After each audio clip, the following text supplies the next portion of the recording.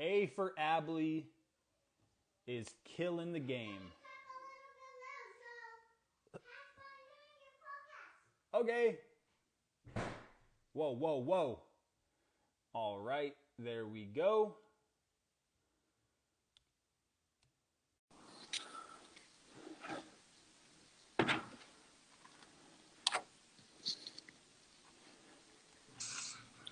Hey, hey. Hey, bud, how are you? Good. How you doing? All right. I heard your baby screaming in the background. That sounds familiar. Did you? Yep. I got A for Adley on, right? Is it Abley or Adley? Do you know? Are you familiar? I have no idea. What do they watch? What are your kids like? You got how many kids do you have? Technically, I have four, but Yeah. my boys are 5 and 3. They do a whole lot of Star Wars, a whole lot of Marvel, a whole lot of that. They don't watch like shows. They like movies. Got it. Yeah. I was talking about you right now. Yep. She has a 3-year-old. She has a 3-year-old too. Hi. So cute.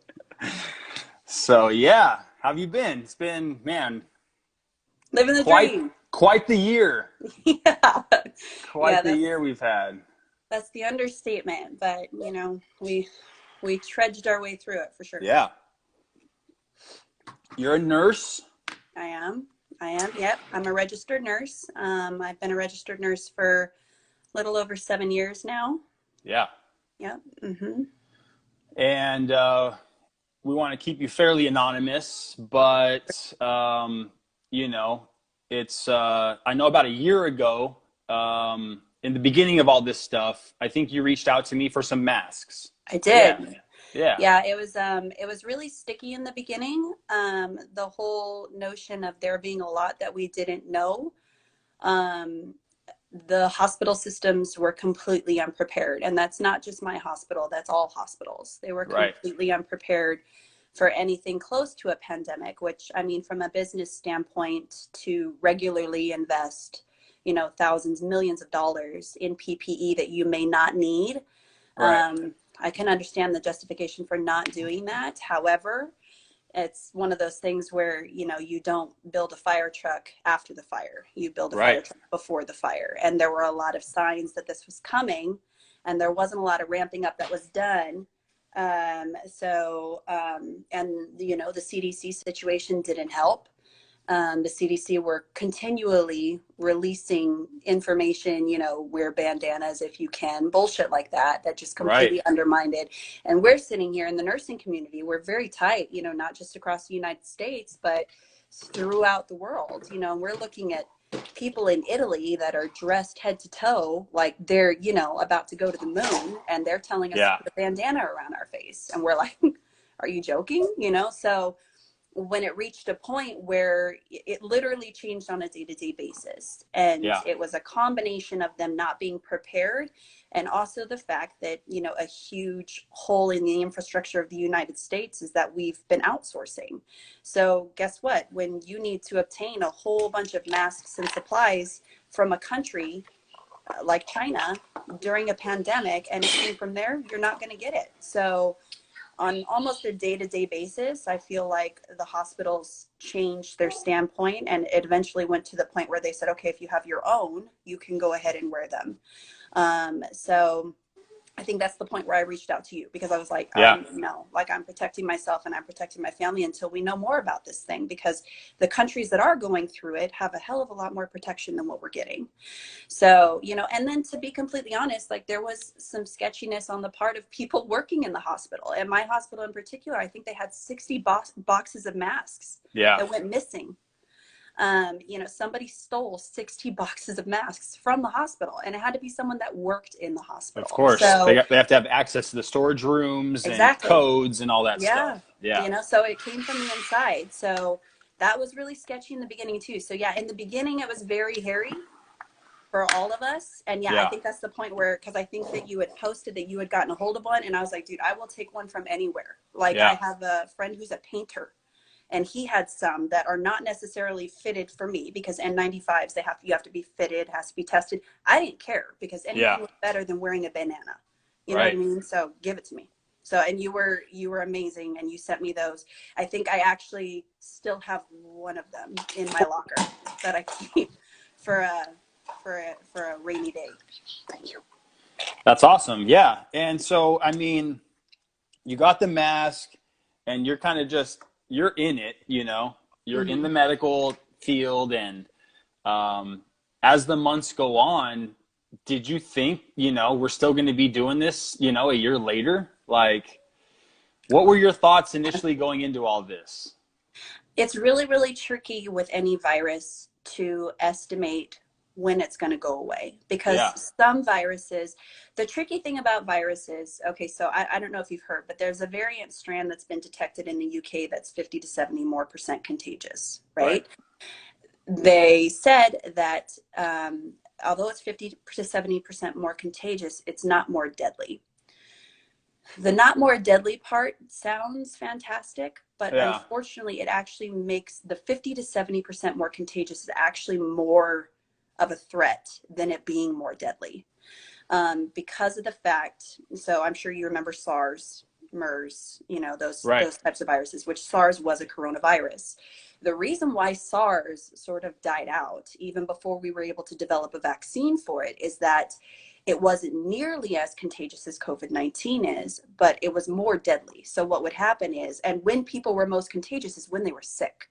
So when you're sick, you naturally isolate. Nobody needs to tell you to do that. You stay Right. home, you take care of yourself, you don't feel like going anywhere. So what happened with SARS is it naturally died out. It stopped spreading. So with COVID, the tricky part is in the beginning, we didn't know a lot of those factors. We didn't know, we knew it was super contagious, but we didn't know, okay, is it going to mutate? Are our bodies going to adapt and develop an immunity to it? Sometimes those viruses mutate to the point where they're not deadly anymore and they stop spreading and then they die out. Right. So in the beginning, I mean, I remember telling my stepdaughter, she graduated this last year, an unfortunate year to be a senior in high school for sure. She graduated, and I remember initially, like, the rumor was they were going to be shutting down till Easter. And when all of this dropped, ironically, I was in New Orleans. It was Okay. Friday the 13th, March, and I was in New Orleans when all this was going down and everything closed up over here. And I remember telling her, like, I was like, kid, like, they're not going to cancel your graduation. They're not going to cancel your prom. Maybe they'll reschedule it. Like, and she was like, I don't know, you know, like, look at New Yeah. Orleans and what happened there with like the hurricane and everything. And I was like, nah, like Keep the the one faith, thing, stay positive, stay optimistic. We're going to yeah, pull out of this, you yep. know? Yeah, and I Um, really tried, you know, and I don't know if any of us knew that it was going to amount to what it's amounted to. It's yeah. been very humbling, I think, for everybody, because you try to tell yourself like, it'll be good, like, and then something else comes out, you know, and part of the necessity of working in any sort of field where you put value on science is you have to have humility, and you have to Right. go, shit, like, we got that wrong. You know what Right. I mean? Like, we got that wrong. Okay, let's learn from it. Like, Yeah. And, you pivot know, and do something new. the whole thing, the whole culture just shifted, you know, because of this thing. And, you know, you're saying, you know, graduation, yeah, you know, but yeah, now it's leading into every holiday, stay home, Thanksgiving, shut down. You're not allowed to talk to your elders, this and that. Yeah, So there's a whole freedom element that's going on that I sure. really don't think we need to get into here, but it's definitely evolved and just stayed the course. It's still going. It's still on, you Yeah. know, and it's like, man, you know, the whole variant side of it. I heard it was in UK and then it was also in Colorado. I think now it's in Yeah. California, you Which, know, I mean, they detected that variant back in October, and they right. only started really putting huge restrictions on travel from the UK, I think, in December, late December. So the virus is here. Yeah. The United States hasn't been tracking a lot of these variant strands as well as other countries. So it's here. I have no doubt that it's here. It Yeah. would be very surprising to me if a lot of the reason why Southern California has blown up, literally blown up, is because of that. You know, Right. like, Right. it's been here since October, you know, so Yeah. there's And no it's doubt going in my to and it's going to continue to morph and take on new shapes and sizes and sure. names and you know, this is just life, you know. Yeah. This is my take on it. Like Yeah. this is called life, you know. There's going to be new diseases popping up forever and there Sure. always has been and there always will be type thing Hmm. and you know, I don't know, I mean, we can't we can't lock people down and restrict freedom over an inevitability, you know. And so it's but yeah, you know, from the beginning, it's lockdown, it's quarantine. These new words start getting into the culture, you know, and so no one knows what to do. But now there's talk of, you know, vaccine. Back, you know, a few months back, there's talk of vaccine, and it's like, oh, we'll get one by the end of the year. And so now there's all this information and misinformation about the Sure. vaccine, and Sure. it's a worldwide takeover. This Hmm. is, you know, who knows? Is it, you know, they're saying that there's all these different chemicals in it. There's different types of DNA altering, Hmm. you know, Hmm. molecules and this and that. Right. Like, and then you have, you know, yeah, different companies coming out with different, you know, yeah, vaccines. And it's like, what's the difference between Pfizer and Moderna? And, you Hmm. know, so there's just a lot of information going around, and, you know, and then it finally comes out. So when you first heard there's going to be a vaccine, were you, what was your take there? Were you like, yeah, I'm first in line type thing? So I'm going to be completely honest. I said from the beginning when they started talking a vaccine, you know, and President Trump had said, you know, we should have it by the end of the year. I was super cautious, Yeah, knowing how vaccine trials go, knowing how long they should take. I was very cautious, yeah, because it's like, you know, we don't want to rush into this.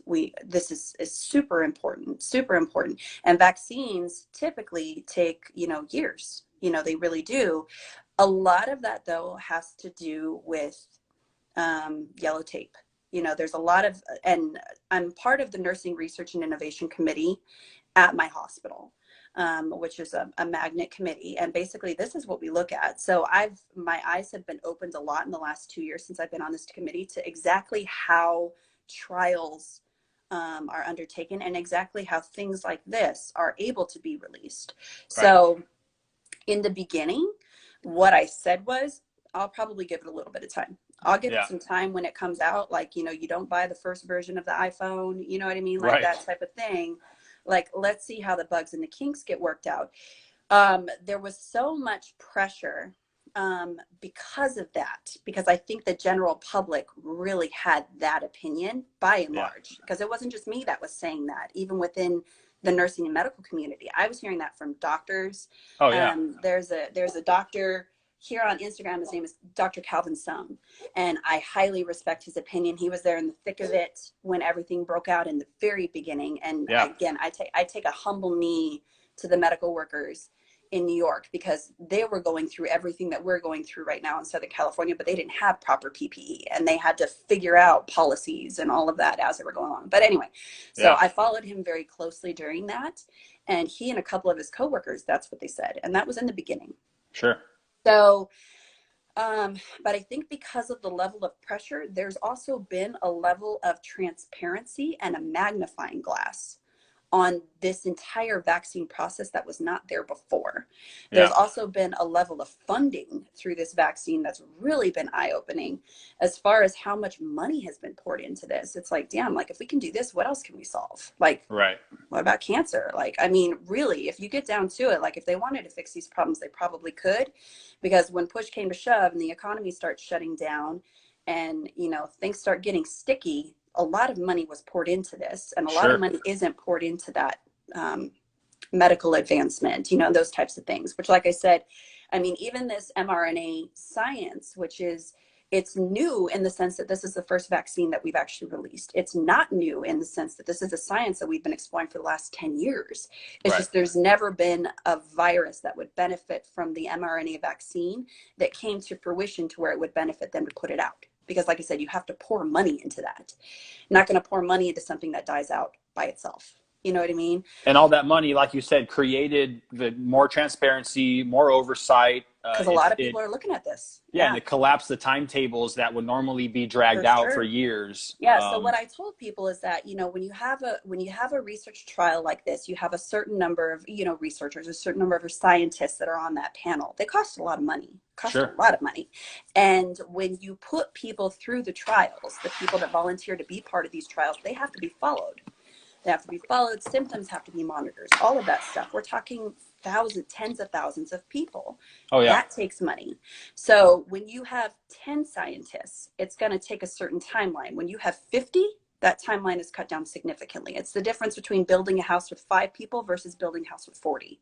Yeah, it makes You're sense. going to get it done a lot quicker. Not to mention, like I said, there's a lot of red tape that was cut because the government was allowing this to go through sooner. So, when your trial is at this phase and it needs to be okay to go to this next phase, your paperwork gets put underneath a stack of hundreds of thousands of other ones that need to be reviewed. Well, And they'll get to it when they get to it. Right. when somebody up high says, no, you're doing this one first, that cuts time. Yeah. So the numbers that were released and the fact that it was a 3-phase trial, the fact that it was a true placebo trial, the fact that me personally, I know people who went through this trial, like Yeah.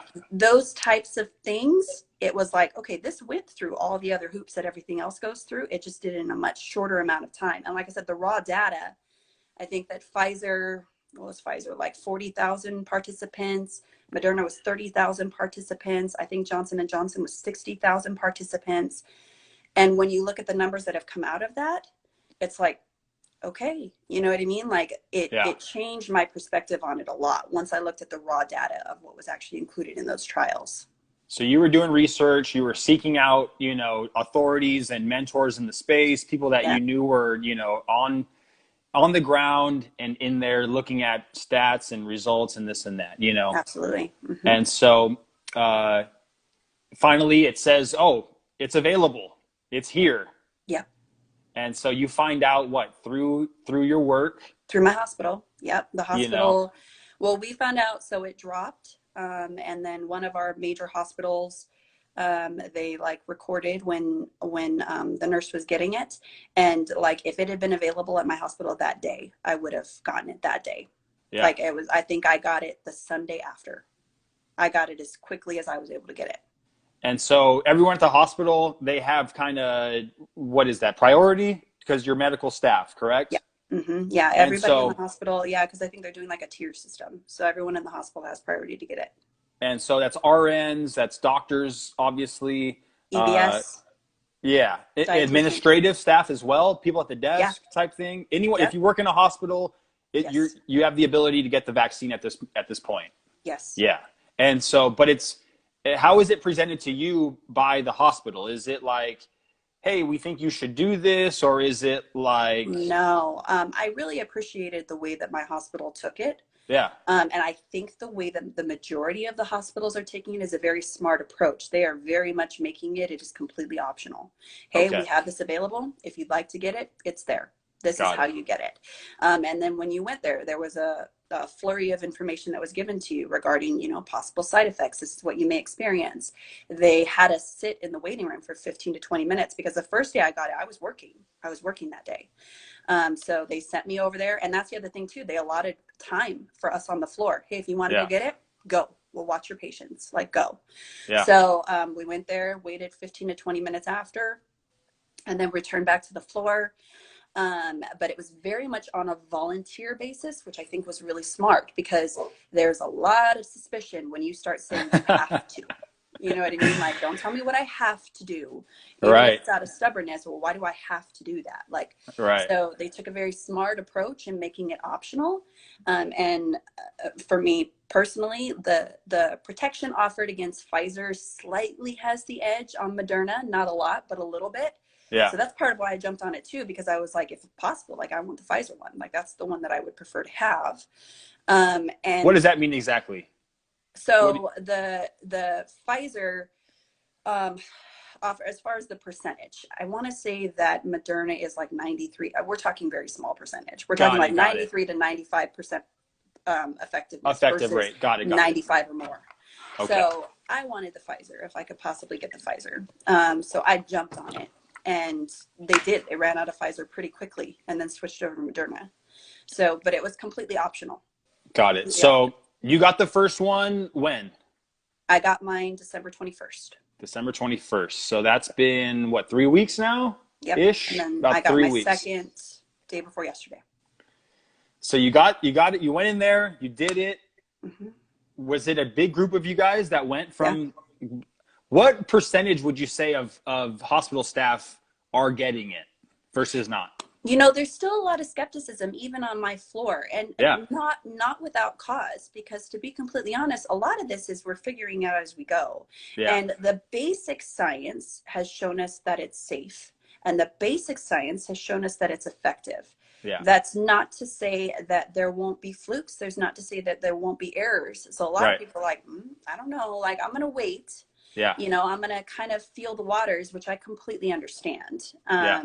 You know, and me, myself, as a healthy person, as someone, I've taken measures throughout this entire pandemic to make sure that my immune system is boosted as much as Yes. possible. I've done a lot of research into that. Like I was like, all right, like, you know, if it takes me being the guinea pig to maybe clear the way for some of my coworkers to get protection, then so be it. Dude, you are a You know, and like brave I said, soul, let me tell you. yeah, well, it's, you know, based on the research that I've done, you know, based on the Yeah. risk to me, you know, for the sake of protecting my coworkers, for the sake of protecting my patients, for the sake of I'm going to put it in my body before I'm going to put it in my son's. Yeah. Period. You know, like anything. So for the sake of all that, like I was like, yes, sign me up. Yeah. You know, so, and there's a lot of my coworkers who took the same approach, but I would say, to be honest, on my floor, I think it's probably 50-50. 50-50, huh? On my floor.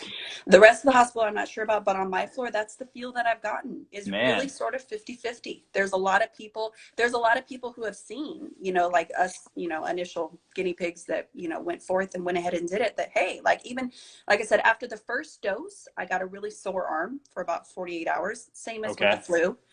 The flu vaccine, very similar. With the second dose, I was fully anticipating fever, chills, headache. I've heard a lot of, and within the nursing community, we're real tight. And, you know, you usually have the people that come forward and speak up a lot of the time are the ones that get bad reactions. You know, right. It's just the same with reviews at businesses. A Yelp. lot of times the people come forward are the ones that didn't have a good experience. Right. So, but like I saw a lot more coming forward than with the first one saying, yeah, like I got fever, I got headache, which honestly is the immune response, that it means your immune system's working. So that's perfectly fine and well. But I was anticipating that. I got it on Sunday. I worked on Monday. Not gonna lie, I was kind of almost like, well, maybe I'll have to call off work. Like, this was 2 days ago. You got the second one 2 days ago, and you're feeling a little something yesterday. No, I wasn't feeling. That's the thing. I woke up and I felt nothing.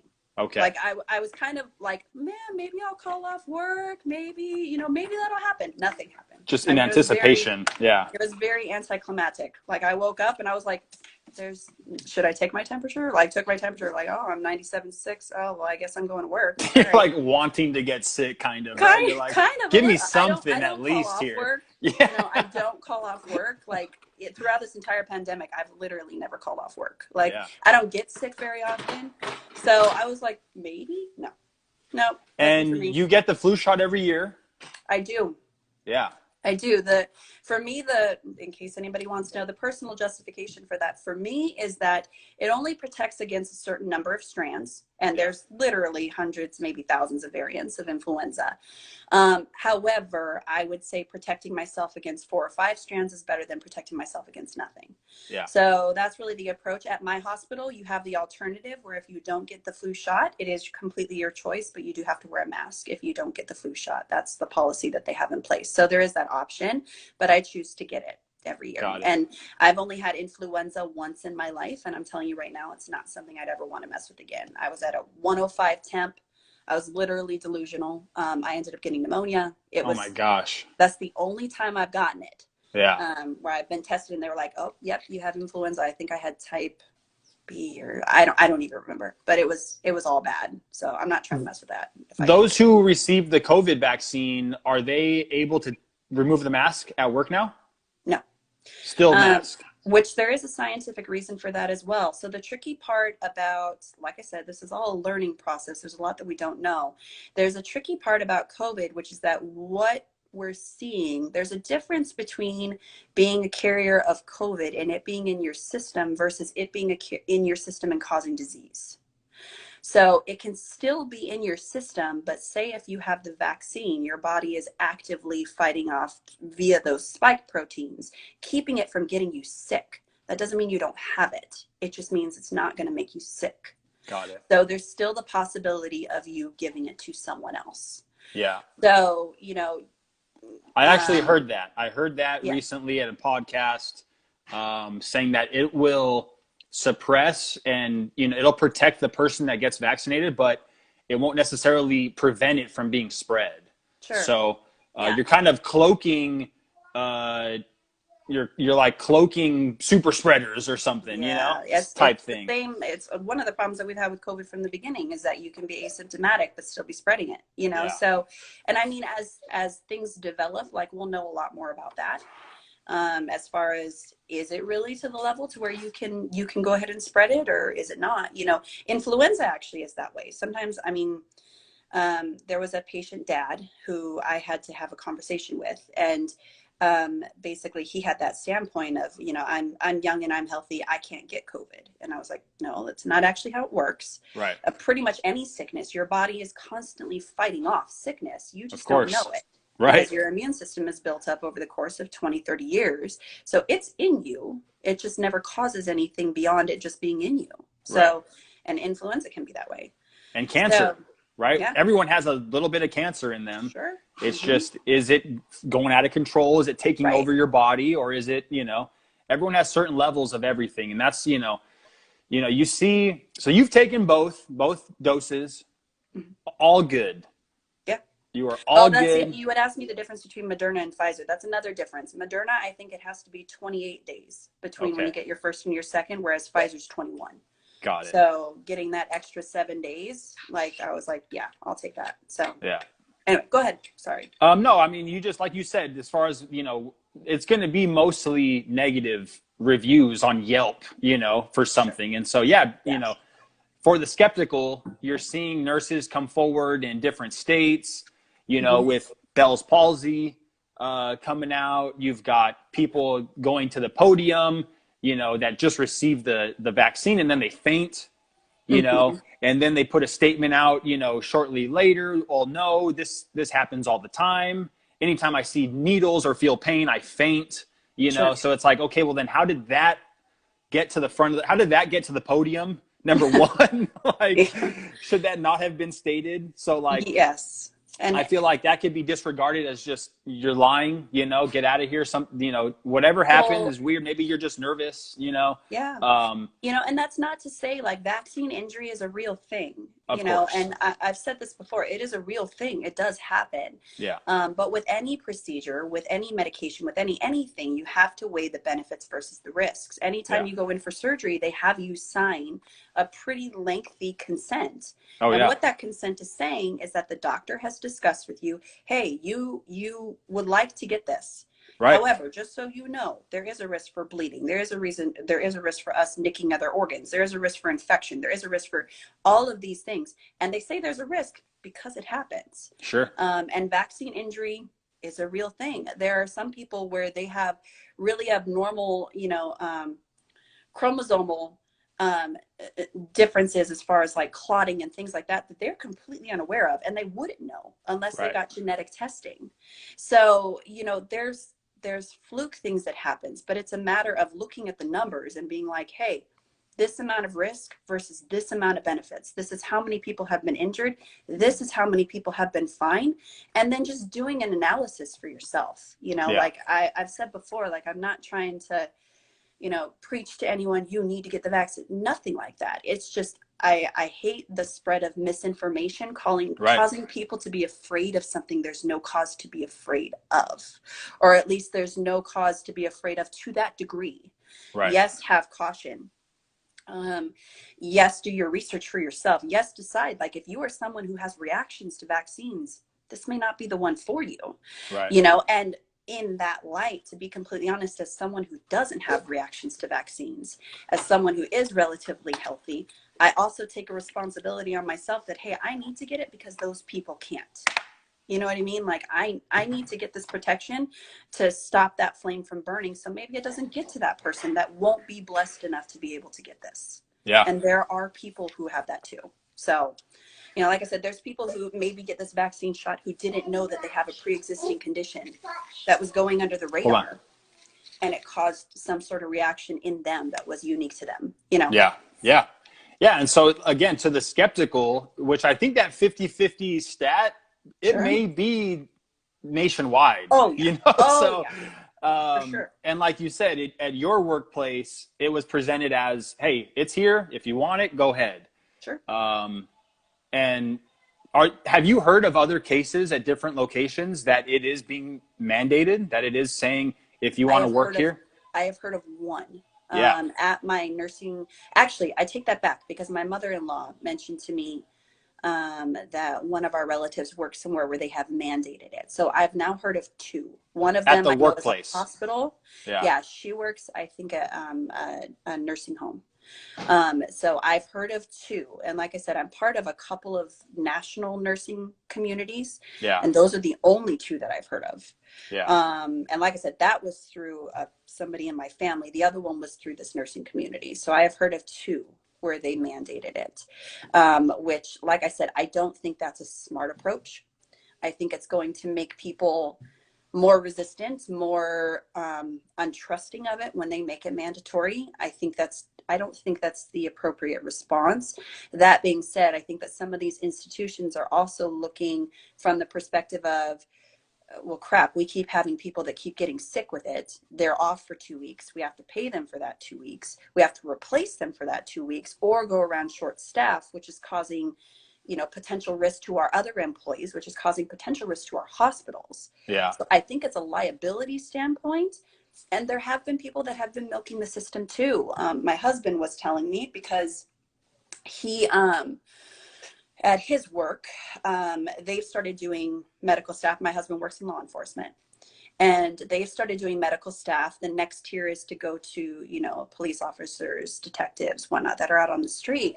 But he was saying that there's some people within his community that have figured out that if you get tested once and you're positive, you may be completely asymptomatic, but a month and a half later, because of the antibody response, you're going to test positive again. Right. So they go and they say, oh, I've got a headache, like I've got loss of taste and smell. They go and get tested and they're positive, and then they milk another 2 weeks out of it. So Right. you've got Right. your people that are doing that too within the system. So it's not that, I don't think that the hospitals and the nursing homes and whatnot are doing this maliciously. I think they're doing it from a money standpoint, from a business standpoint. Like I said, I don't think it's the smartest response to encourage trust in your staff. Yeah. I've been bringing up just a question to the dialogue, that I don't think really anyone has that I've seen, and that is the Nuremberg Code. You know, Mm-hmm. this came out of World War II, and it was specifically for human experimentation. In Mm, Nazi Germany, sure. they carried out tons of just Yeah. Yeah. I've heard of it. I don't know a lot yeah. of specifics, but I've heard And of it. so, yeah, multiple countries came together and they had the Nuremberg trials. They say, how are we going to deal with this? And a lot of them were sentenced to death, death Sure. penalty, life in prison, this and that. And they came up with the Nuremberg Code, Mm-hmm. right? This is a international code of ethics regarding human experimentation, Right. medical experimentation. And so, Right. rule number one, you must have consent. Yeah. You must have Voluntary. you must have voluntary consent, Sure. free of coercion or threat of violence or any. You must be of sound mind and give voluntary consent. Mm-hmm. And that's number one. And so the other is, it must be tested on animals for X amount of time. There must, be provable benefit. There must Mm-hmm. be, an ability for the patient or the volunteer to back out at any moment. Yeah. Yeah. Yeah. There's a list of all these things. There's 10 rules in the Nuremberg Code. And so, when you start to see companies or employers saying you must do this or else you're no longer able to provide income for yourself, basically you're Mm-hmm. take this or Crushing their starve. hand. Yeah. Mm-hmm. That's very coercive threat. These are violations of the Nuremberg Code. Yeah. And this needs to be brought, I feel, to the top of the discussion because like I said, I haven't seen anyone bring it up. I heard Dr. Drew the other day, he has it and he has a podcast and with Adam Carolla, and they're going through, he's still podcasting through the phone and Mm-hmm. telling everyone this and that. But, he basically said, yeah, this is a large scale experiment. Mm. And so, number one, you must have voluntary consent. And I feel Sure. like that is an alarm bell. If we start to see this trend happening, this employer, maybe it's the Walmarts, right? It's the Home Depots, it's the biggest companies that are essential now saying, all right, well, if you want to work here, you got to have, your vaccine card, or if you want to shop here, even, Mm-hmm. it's just, and so with the variant coming down, I just see it as this thing is going to mutate and take on its own life and It's create different, possible. And so if it just sets a bad precedent in my head to go and get a vaccine at every time that there's a new thing out there. It's a slippery slope. Yeah. It's such a slippery slope. And now you're just, okay, well, now there's COVID 20. Better go get my COVID 20 vaccine. Oh, 21, 22, 23, 24. Right. It's like, Right.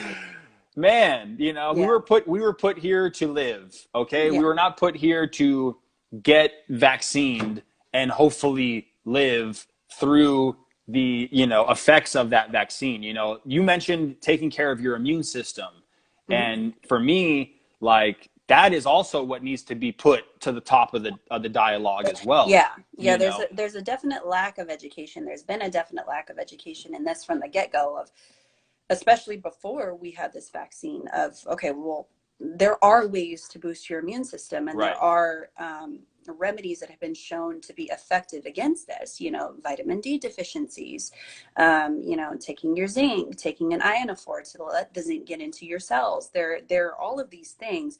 Exercise. God knows that sunlight, America, like, needs a whole lesson in how exercise isn't just for aesthetic reasons, right, so yeah, sunlight, well, that's the vitamin D, right, it's the same thing. So there's definitely been a lack in that, I think, period. And a lot of right. that has to do, honestly, with American culture is very much lacking in how to take care of their own bodies. It's something that sorely needs to be pressed more Yeah, across American culture in every way, and it would benefit us in every way, not just in COVID. So sure. that's a problem for sure. Yeah. And yeah, so I appreciate you willing to talk, and I think it's Mm-hmm. awesome. I think you're so brave that you were able to step up and do that, because it's terrifying what's happening right now. And Sure. with different administrations coming up, everyone's just on edge. What's going to happen? What's going to Mm-hmm. happen type thing, and so Yeah, um and for me, like, as a nurse, like, a big part of this too has been, um, like, I don't think that people understood that from the beginning. The biggest threat from the beginning of COVID was not so much the mortality of COVID. The biggest threat of COVID from the very beginning was how infectious it is, and the fact that the hospital systems would be completely overwhelmed. I am talking personally of my hospital. There's 26 to 30-hour wait times, yeah, rationing of oxygen, rationing of epinephrine in some of these hospitals, because so many people are dying and they're having to code them, and there's no drugs to do it with. So, and a lot of people don't care about that until it's your family member that's sitting there in the ER, and you're calling them, and it's 14 hours after they've been there, and you can hear them wheezing on the phone. They can't breathe. And you're sitting there going, they haven't gotten you a bed yet? No, they haven't gotten him a bed yet. There is no bed. There is no bed. And yeah, that's where we're at. We're sending people home who have like 85% and less oxygen saturations. Like, you should be 95 to 100. They are 85 or more, and we're going, well, you're not dying, so go. And then they come back a couple weeks later coding. Like, yeah, it's scary, and it's affected other areas of the hospital. In labor and delivery and postpartum, we're having to double up on beds. For the yeah, first time in my entire career, I'm seeing that, where, and then you've got the fact that because of people are getting sick, they're coming in, and then the hospital workers are getting sick. So you've of got course, nurses and doctors that are ending up at home. So we end up short staffed, or we end up bringing in like travelers and whatnot who have experience. But when you go to a hospital, there's inner workings within the hospital that takes you a while to learn, how to use the phone systems, which doctors to call, how to do a code for a hemorrhage, how do you do this, how do you do that. There's inner workings within a hospital that take months to learn, and these travelers are given 72 hours. And now with COVID, it's like, okay, well, have fun, like figure it out, because I need a body to take care of those 6 patients because there's no one else to do it. And that's really where the danger comes from, is when you get suboptimal care. When you get suboptimal, it's not the mortality rate of COVID itself. It's people who would have otherwise been saved had they had appropriate staff, had they had appropriate oxygen, had they had appropriate medication, and they don't, because there Yeah. is none. Like I said, like people are literally listening to their relatives suffocate to death, sitting in tents out in the parking lot, waiting for a bed. That's where the danger comes from. Because when you have more people at risk of getting infected who are high risk, then we have beds to care for, those people start to die. And then, oh, Siri, nosy bitch. Always listening. And then there's the factor of these really random responses to this virus that we cannot explain. Like I said, the COVID in that video that I know you watched, but the COVID long hauler phenomenon is now just emerging. I've only started to hear it recently. And that's been something that we've been looking at from the beginning. We're like, dude, like you had this 4 months ago. Why can't you breathe? You're 23 years old. Why do you have all these white patches on your chest x-rays? It looks like, you've got freaking lupus. Like, what's going on? These clotting, like we would, in the beginning, we thought that intubation was the key, which is funny because they like ramped up, like, we need ventilators, we need ventilators. Right. Come to find out, that was actually probably the worst move that we could have been making. And as we're pulling tubes out of these people, there's clots attached to the tube because they're having abnormal clotting processes that we can't explain. Are you actually seeing this stuff? Are you in there? Yes. Like, oh my like gosh. we have all, especially through the nursing community, this is passed around through the nursing community. That Dr. Calvin Sun in New York, he took a picture of one and posted it. I mean, a giant clot on the end of a tube that he pulled out of a patient. And it's like, why is it doing this? These people afterwards that have, it looks like seizures, but it's not seizures, it's just tremors. They cannot control their body. And it's excruciating. It hurts, and it's this random array of signs. When we screen patients before they come in, like ask them like, hey, do you have these symptoms? We take their temperature, etc. So that way we can know where to divert them to.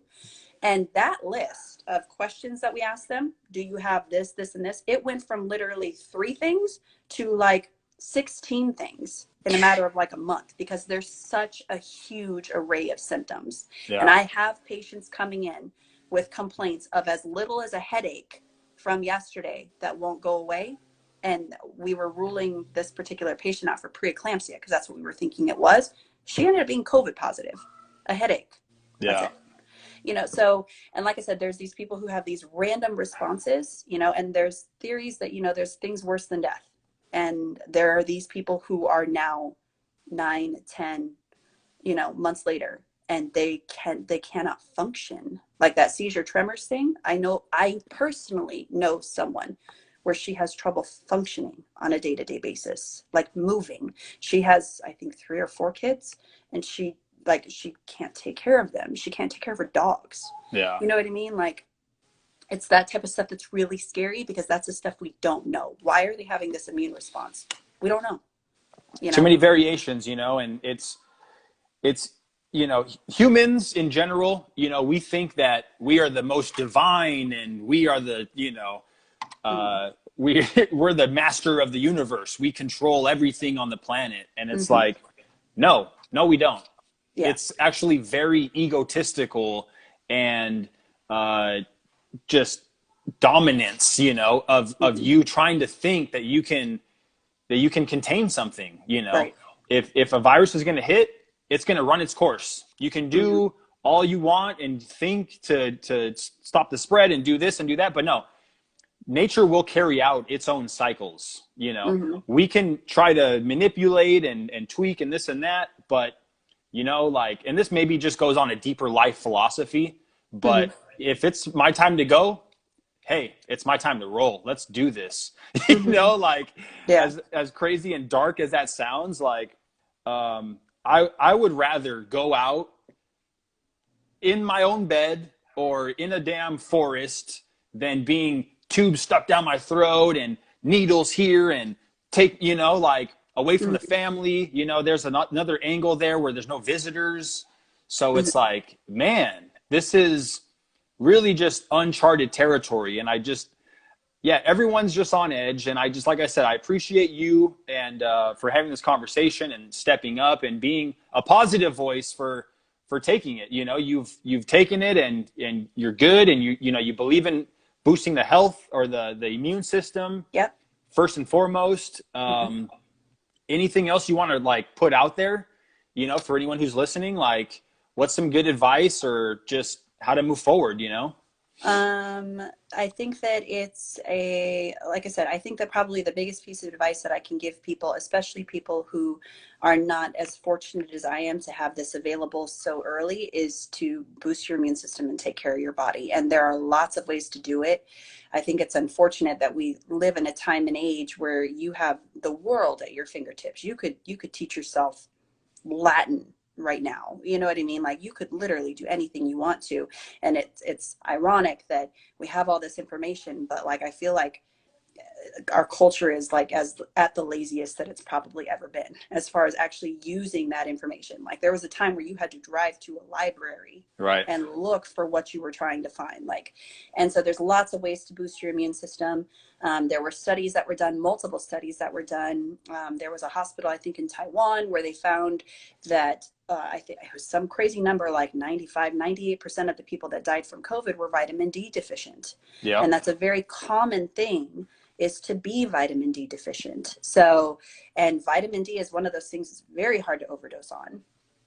You reach a certain limit where it starts depleting your calcium. So you have to be careful. But if you take it as it's recommended, that's something, vitamin D is actually a hormone and it helps to boost your immune system. Zinc is extremely important. Although, like I Mm-hmm. said, you do need to take it with some kind of ionophore because it needs to get into your cells to actually work the way it's supposed to work. So ionophores are things like turmeric, quercetin, things along those lines, but take those together. Vitamin C is another good one to take. Drink your water, try to sleep as much as you can. I know especially everyone in my nursing community is having a rough time with the sleeping part just because of anxiety, and exercise, not just exercise, like engage in some sort of physical activity. Find something that works for you and Yes. do it, because that's going to serve your body better than anything else with everything, not just with COVID. So, Yes. yeah, Yeah. it's pretty That's much great. a piece of advice. Um, Again, I appreciate it. And, as time goes on, let's do this again. Another little Yeah. update. Actually, I think I do have one other thing too. If you think that you are sick, um, I personally invested in an SpO2 monitor for myself at home because I will avoid taking myself or any of my family to the hospital right now. So if you are sick, Hell there are yeah. things that you can do to take care of yourself. The biggest worry is always your oxygen saturation. So I have my own SpO2 monitor for at home. So that way I know when it crosses the line of, oh no, we need to go. I bought my own incentive spirometer for at home to make sure that I'm working my lungs in the event that I get sick, to prevent pneumonia. But laying prone on your stomach, that's one of the number one things that we found out helps people when they're sick, is to lay on your stomach, not to lay Oh, on your wow. back. Make Okay. sure you're laying on your stomach, because it helps to open up your lungs. So we Hmm. had people that were, 74% oxygen saturation. You roll them on their stomach and all of a sudden they can breathe. They're on their phone. They're like Wow. talking to their family members. So that's like we call it like face down, sats up. That's what we call Okay. it. Nice. Yeah. So SPO2 monitor. That's what a little is that like a it just goes on your finger. I think it's okay. like 15-20 bucks on Amazon. You can get Okay. one for yourself. Like I said, so that way because a lot of people, it's just the panic. Like, Right. oh, well, I'm kind of sick. Like, what if I'm not breathing properly? And there are signs, there are obvious signs. You get blueness around your mouth. The nail beds of your nails, they start to not look pink anymore when you're not getting enough oxygen. But there's definitely a point where you should go to the hospital, and there's definitely a point where you should just stay your ass home because you're probably Right. safer at home. So the oxygen saturation, that gives you like a solid number. And some people, especially if they've got anxiety and they're super worried about the situation, seeing that number is what helps them. Like here, like I've had patients A before, little like peace of especially if they're mind. going in for surgery or something and they're super anxious about it and they're like, I feel like I can't breathe. And I'll show them, like, look, you're at 99%. You know, just take a You're breath. good. Yeah. You're fine. And that's what calms them down. So I have that for myself at home. I have an incentive spirometer here at home, because any sickness can lead to pneumonia, and that's all bad. Yeah. But there's, one of the silver linings of all this is we've learned how to do a lot virtually. And that includes, doctor's visits and things like that. So utilize, like I said, taking care of yourself at home as much as possible, laying prone, monitoring your own oxygen saturation, doing an incentive spirometer, those sorts of things before you try going to the hospital, if at all possible. Because if anything, it may make the situation worse at this point Yeah. if you don't need to be there. Good stuff. Are you finding that a lot of friends and family, they contact you, for medical questions and, hey, Yeah. hey, this happened. What do I do? Type thing? Yeah. That's kind of, I mean, when you're a nurse, that kind of just comes with the Always. territory. You get Yeah. pictures of, everybody's rash and, everything else, which is funny because like, I know, a lot about all of these things. And like I said, especially when it comes to virology and immunology and those types of things, and especially when it comes to nursing research, I have a lot of knowledge in that because of what I've branched out to outside of my floor, Yeah. and we flowed, especially now with how short the other floors have been. We flowed ER, ICU, all of those things. We're all over the place. But like, I'm mostly labor and delivery. So Yeah. like they send me a picture of this rash and I'm like, if it's not dealing with a vagina, I don't know what to tell you. Like Yeah. send that The patient wrong to the nurse. doctor because I don't know Yeah. what's going on there. So, Good like, stuff. yeah. So, but, yeah, but Respect. especially since COVID, like there's been a lot of questions. And like I Yeah. said, the knowledge that I have is because of, like I said, the research committee that I'm blessed to be a part of, and how I've branched out through my nursing community to just collect this knowledge from nurses across the country, not just nurses within my own community, but what everyone is seeing, because that's important to branch out outside of your own circle Sure. and see, dang, well, what are they saying? Like when New York was blowing up here in California, we were a ghost town, Right. literally a ghost town. But I was seeing how it was there, and I was like, damn, like I'd rather not. You know what I Right. mean? Like if that hits here, like we're screwed. And luckily we had months to prepare, months to ramp up our PPE. We have N95s on my floor now. We have, protection on my floor now. We're testing everyone that's admitted, these sort of things. But, it's like I was watching what was going down in New York and I was like, nah. And it's because I've branched out through my nursing community, so that's been really Good helpful. stuff. Well, like I said, much respect, and you're a brave soul, and I appreciate you. And yeah, like I said, let's do this again. Let's stay, stay connected and Sure. uh, keep doing little updates. I'll All post right. this.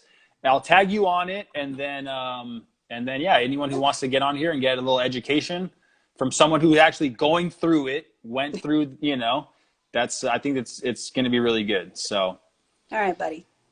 I appreciate you, and have a good day. Yeah, you too. See ya. Bye.